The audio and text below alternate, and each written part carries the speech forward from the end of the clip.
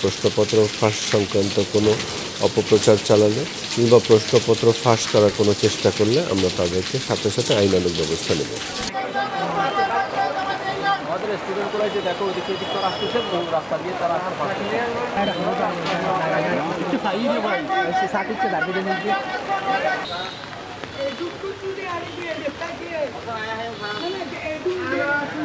হ্যাঁ, আমার খুব ভালো লাগছে আজকে, কারণ ছেলে মেয়েদেরকে দিতে এসে আমরা সকল অভিভাবক একটা মিলন মেলার মতো হয়ে গেছে আজকে। এবং আইনশৃঙ্খলা পরিবেশও খুব সুন্দর, আমরা সবাই নিয়ম শৃঙ্খলা মেনে বাইরে গেটের বাড়ি দাঁড়িয়ে আছি, এই আর কি।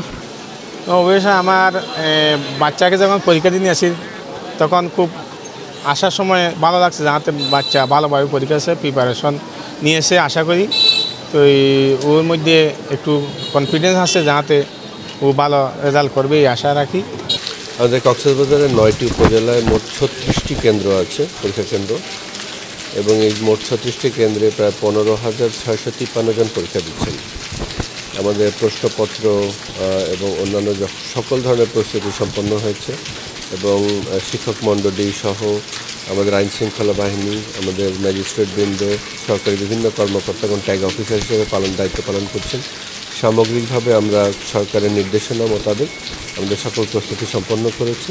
আলহামদুলিল্লাহ আজকে পরীক্ষা শুরু হয়েছে কোনো রকম অসুবিধা ছাড়াই। করোনার প্রকোপ একটা আমরা দেখতে পাচ্ছি, এই জন্য আমরা সকল শিক্ষার্থী এবং সকল যারা শিক্ষক মণ্ডলী যারা আছেন তাদের সকলকে নির্দেশনা দিয়েছি যাতে তারা মাস্ক পরে তারা পরীক্ষা কেন্দ্রে আসেন, যাতে সকলে নিরাপদে থাকেন। একেবারে জিরো টলারেন্স আমাদের আছে সারা দেশে। আমরা বিশেষ যে নির্দেশনা জারি হয়েছে প্রতিটি আমরা প্রতিপালন করেছি। আমাদের আইনশৃঙ্খলা বাহিনী তৎপর আছে।